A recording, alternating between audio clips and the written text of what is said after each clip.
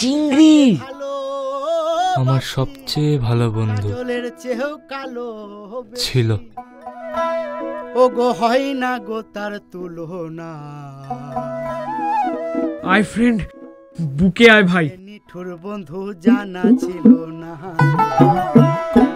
নিঠুর বন্ধু জানা। সত্যি বলছি, সবই তোর জন্যে। সত্যি বলছিস? নীলা প্রাণে দিলা না, আমি তো তোকে বিশ্বাস করেছিলাম বল।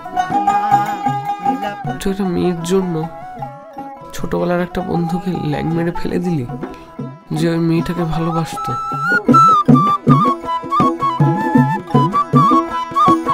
তোমার গল্প তো বেশ ইন্টারেস্টিং ভাইয়া।